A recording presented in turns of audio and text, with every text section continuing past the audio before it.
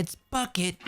In all the mods 10 to the sky, there's the obvious resource limitation. On top of that, ore seeds have also been removed from mystical agriculture, and one of the alternative methods of resource production are Geores. Geores add budding blocks for ores. Similar to how you would farm amethyst from an amethyst budding block, you can grow and farm ores from budding geo blocks. They're also necessary for progression as Geores are required to craft vibranium. But Geores aren't just an alternative way to produce resources. They're actually one of the most insane resource producers in the pack. Not to mention they're very easy to make and very easy to set up. To craft Geores, we need to go through productive Metalworks.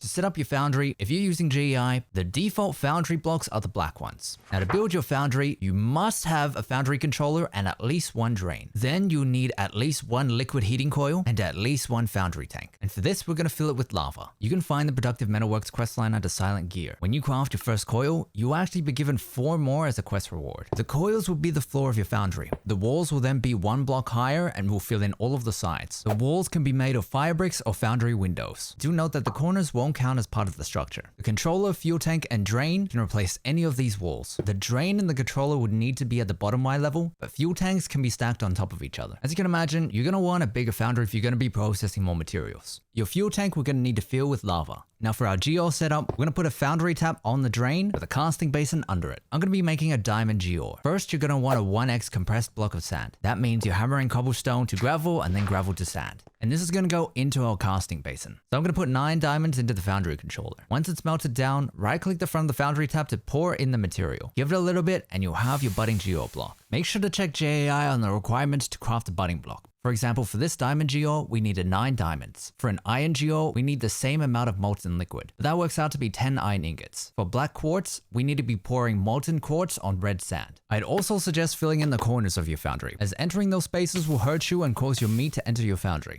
Yeah, I said that right. If that happens or you want to get any liquid out of your foundry, you can also just pipe it out of the foundry drain. Now, how do we set these up? If you didn't know, applied logistics growth accelerators can speed up the growth of budding blocks. These need to be placed touching the budding block, but do note that these need to be powered and can only be powered from the top and bottom sides. You can pretty much use anything to power these as they take FE as power. Now in all the mods 10 to the sky, we have modified growth accelerators. In particular, you're going to want these two. The directional growth accelerator will force the budding block to only grow crystals in one direction. By default, that direction is up. If you want to change the direction, you'll have to use a directional modifier. A boosted growth accelerator is simply just a better growth accelerator. Now you can only have one of each of these growth accelerators per budding block. Otherwise, you're going to get an accelerator conflict. And do note that these do eat quite a bit of power as well. Now I always seem to hear about people looking for the best growth accelerator layout. For some people, this means the most efficient layout. For others, it's a mix between efficiency and aesthetics. So here are a few examples. For cost efficiency, you want as many budding blocks sharing your red and blue growth accelerators as possible. For growth efficiency, you want to fill in all the other spaces with normal AE2 growth accelerators. That means I have AE2 growth accelerators underneath all of these budding blocks as well. And remember, they can only be powered from the top and bottom sides. So the ones underneath I've placed sideways to make it easier to power them. Now, of course, if you don't care about min-maxing, since the red and blue growth accelerators are doing all the heavy lifting anyway, you can afford to be a little more minimalistic with your setups.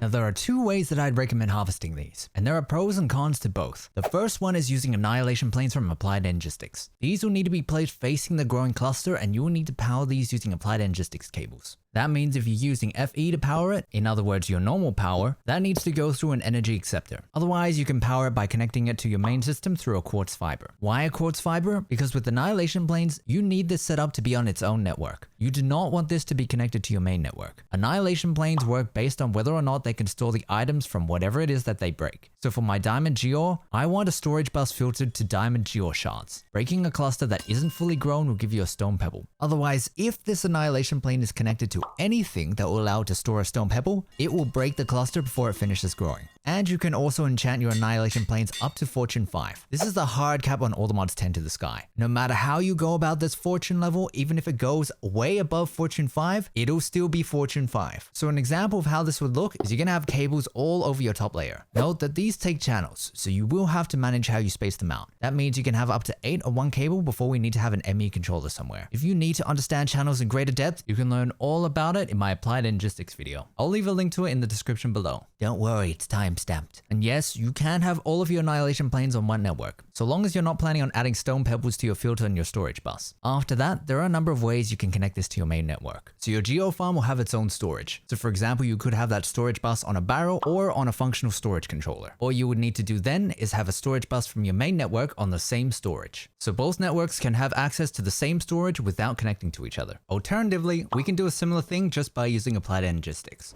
So first, we're assuming that you already have some kind of storage set up for your Geores. Then the only difference is the storage bus from your main network is going to be on an interface from this network. And similarly, this will allow your main network to have access to the storage of this network without being connected to it. And this is what we call a subnet. This is also usually where people like to connect to their main network with a quartz fiber for power. The next option to farm your Geores is using just dire things. In terms of progression, that means you'll need at minimum void shimmer goo to turn diamond blocks into celestial gem. If you're not familiar, all you have to do is craft the goo, then feed the goo with whatever appears on the block. With void shimmer goo, that's going to be ender pearls or chorus fruit. Place the blocks you want to convert, that's going to be diamond blocks, and eventually they'll get turned into mineable celestial gem. Oh, and if you can't see your goo animations, let me show you how to fix that. You want to go to your all the mods 10 to the sky folder, then to config, and you want to look for iris.properties. Inside that, you want to find where it says allow unknown shaders and change that to true. Alright, so back to our Geores. What are we actually using here to farm them? After giving it power, we can use an advanced block breaker to target an area. The advanced block breaker will then need a pickaxe, and ideally, you want to use a pickaxe from just dire things. Celestial gem or eclipse alloy pickaxes use power and will actually get charged while being in the advanced block breaker. I recommend enchanting your pickaxe up to Fortune 5 and giving it a high level of efficiency. Unbreaking will also dramatically decrease the power usage. Just dire things tools can also be fitted with upgrades. Auto smelt is amazing and will smelt the Geore shards straight into materials. With the drops teleporter upgrade, you can shift right click in inventory to bind it to the tool. Then any drops that come from the blocks at the pickaxe mines will get teleported to that inventory. This is definitely overkill, but if you really want to, there is an instant break upgrade, which as you can imagine, allows you to instantly break geo clusters. When you're filtering the advanced block breaker, you can filter by block or by item. If you're filtering by block, you want to input geo clusters. If you're filtering by item, this refers to the item that you would get by breaking the block. So you would put geo shards in your filter. However, if you're using an auto smelt upgrade, you actually want to have the smelted material as your filter. So for example, diamonds and ingots. Alternatively, you're going to find it a lot easier just to put stone pebbles on a deny list. Which one should you use? Well, in a general sense, I prefer using just dire things because the auto smelt upgrade is amazing. You get a lot of geo shards, and needing to smelt them is going to quickly become a bit of a pain if you need those materials. The advanced block breaker being able to target an area also means that I don't have to set up as many advanced block breakers compared to Annihilation Planes. However, the bigger the area, the slower the advanced block breaker becomes since it has to break more clusters in the same space of time. Of course, if this happens and you want them to work faster, I'd suggest splitting up the area between multiple advanced block breakers. But also, these lag. Just dire things advanced block breakers are a pretty heavy TPS offender, and you will feel this if you have big geo farms. I'd suggest having this further away from the main area of your base or in a compact machine. Annihilation Planes, of course, are a much more lag-friendly solution, but it means you have to set up an Annihilation Plane for every geo, and that also means no auto smelting. So that's everything you need to know about Geores. Or is it? So there's another way to farm Geores, and this is the kind of method that I'm going to put under forbidden tech. And you'll understand why in a moment, because we can grow Geores really fast using hydroponic beds. Hydroponic beds are from industrial foregoing, and they can be used to grow crops. But for some reason, they also work on Geores. Now, ether gas isn't necessary for them to work, but they do significantly increase how fast they grow. Other than that, the way to speed them up is by using add-ons. These industrial foregoings upgrades. And in all the mods 10 to the sky, these go up to tier 8. If you're not familiar with industrial foregoing, I'll leave a link to my guide on industrial foregoing in the description below. So other than ether gas, you're going to need power and water. The hydroponic bed is going to speed up the growth of the Geore, but you are still going to need something to harvest the geo clusters. Can you use growth accelerators with hydroponic beds?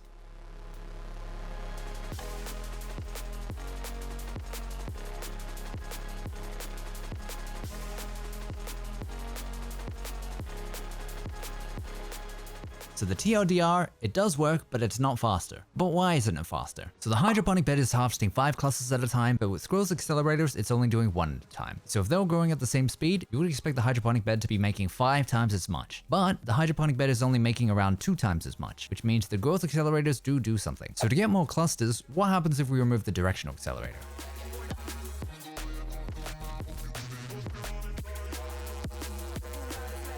So the numbers are looking pretty similar, but it looks like the boost that the growth accelerator gives isn't enough to make up for an extra cluster. So the next question is, how much does harvesting in an area actually slow this down? But first, what's faster, 5 Annihilation Planes or 5 advanced block breakers?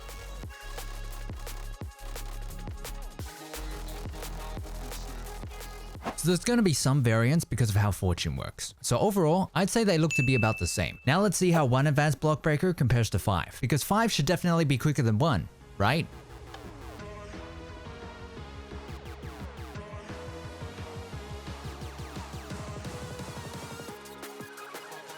So there is a difference, but this isn't that much different from our previous test where we were comparing 5 advanced block breakers with 5 Annihilation Planes. Now we know that there is a difference, because if we go back to the footage where I had 1 advanced block breaker targeting the maximum area, this is definitely slower. But based on this test with 5 clusters, it doesn't look that different. Let's go back to our growth accelerators. How much do each of the growth accelerators make a difference? So here I have a number of different setups. We're going to see how red and blue do on their own, but we're also going to see how the red and blue do with and without AE2 growth accelerators. How much do each of these matter?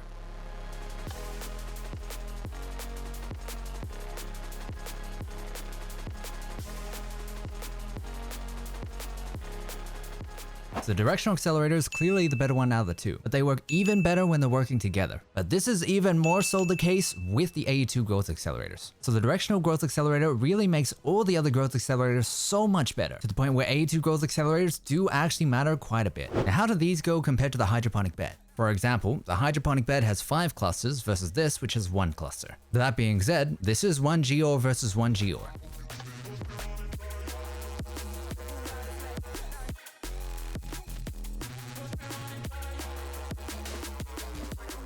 So it looks pretty much as we expected. So with 5 clusters versus 1, we'd expect the hydroponic bed to be producing 5 times as much. And looking at the numbers, that looks like pretty much what's happening. If anything, the growth accelerators are pulling just above that ratio. All that means is if you set up the growth accelerator setup 5 times, you should technically be making more than the hydroponic bed, but only by a little bit. And of course, if you've enjoyed today's video, make sure to like the video, subscribe to the channel for more content, because there's never a shortage of content. It just sometimes takes me a while to make it. Other than that, thanks for watching. I'm Bucket, and I'll see you in the next one.